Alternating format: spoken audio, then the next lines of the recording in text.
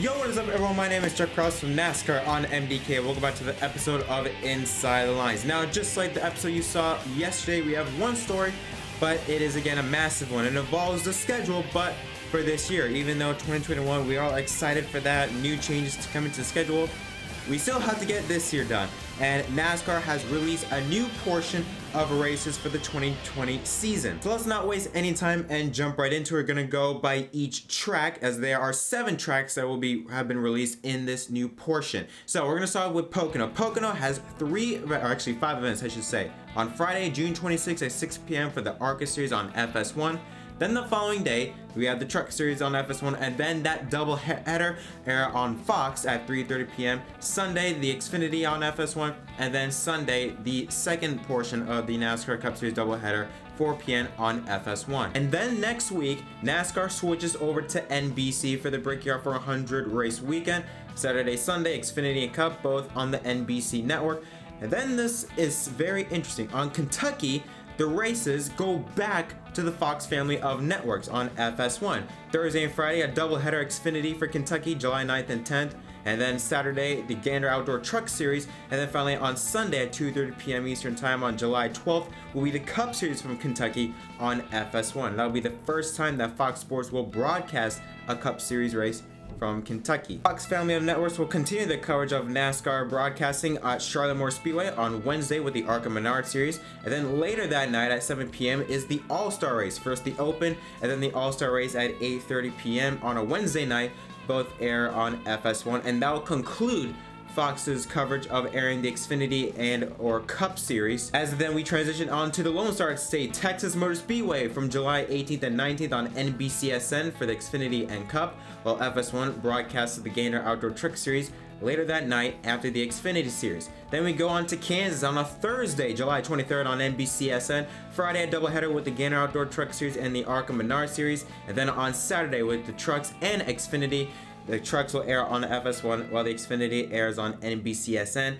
And then finally, New Hampshire International Speedway, Sunday, August 2nd at 3 p.m. on NBCSN. Now, there was a very interesting portion of that schedule, with that being that we go from Indy on NBC to the next week we go to Kentucky and Charlotte on Fox Sports. And this marks the first time since 2006 we would see a switch, I guess you could say, a switch in broadcast. You guys remember in the first deal of the 2000s, from 2001 to 2006, Fox and NBC will alternate the Daytona 500. Fox would get the odd years, and NBC got the even years. So, hey, bringing back the good old days, I guess. I don't know. But this is a new change. It's going to be very different seeing how this is all going to play out with NBC covering, and then go to Fox, and then go right back to NBC. Another new thing we saw was the addition of a doubleheader for the Xfinity Series. Another one. We knew there was already going to be one for Homestead. We're going to get another one at Kentucky on Thursday and Friday. And there's going to be a Cup race on a Thursday night at Kansas. I don't think there has been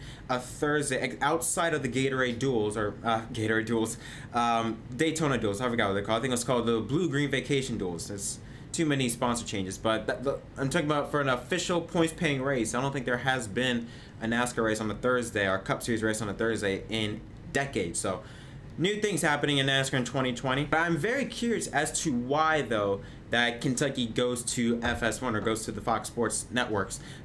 Maybe it has to do with them losing Richmond and Sonoma. I guess actually, I think if I'm not mistaken, Richmond was replaced by Darlington, if I'm not mistaken. Either Richmond or Chicago was replaced by Darlington.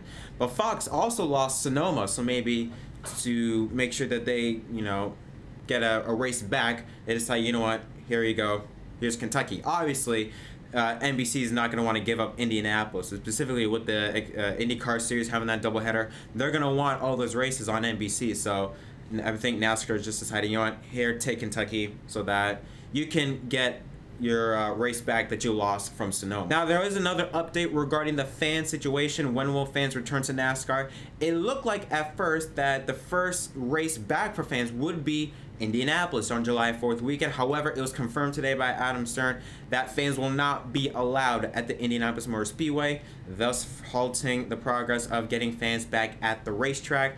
And look, if I'm going to be honest with you, I know there are a lot of fans that want to get back to racing. They want to get back to the track. They want to see. I get that. but I'm really sick and tired of when I see fans complaining on NASCAR, you know, and just whining about, like, oh, how dare you, NASCAR, you don't care about your fans. Listen, if you're one of those people that are complaining, shut up, alright?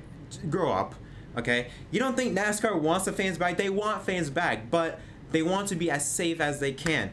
We know what's going on in America and all the protests that are going on, and just seeing a bunch of people all crammed up together could possibly, more than likely, cause another outbreak of the pandemic of this disease I'm not allowed to say.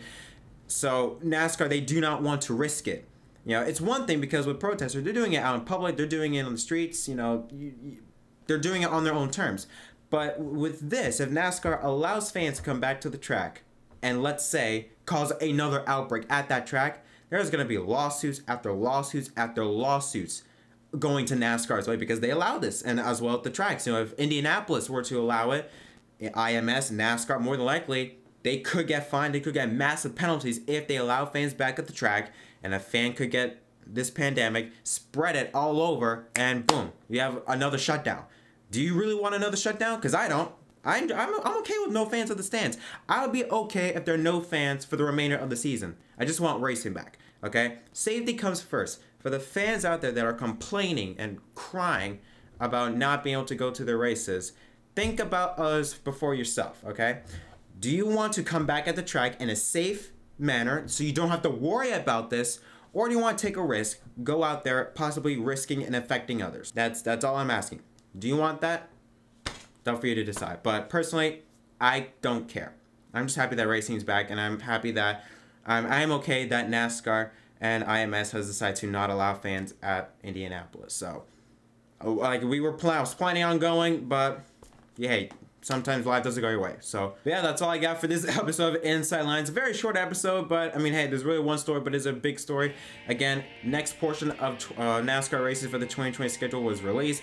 IMS not allowing fans at the track. Happy that racing's back. Doesn't matter how boring it is. I might be complaining on how boring it is, but I'm still happy that racing is back. So again, tell me in the comment section down below, what are your thoughts on NASCAR releasing these next batch of races? Are you happy with how they realigned the schedule for a bit there? Are you not happy? What are your thoughts on IMS not allowing fans at the track? Are you happy? Are you not? Again, comment section down below. But that's it for me. Thank you guys so much for watching this episode of Inside Lines. My name is Jack Krause. Don't forget to like and subscribe for more content, and I'll see you guys in the next video.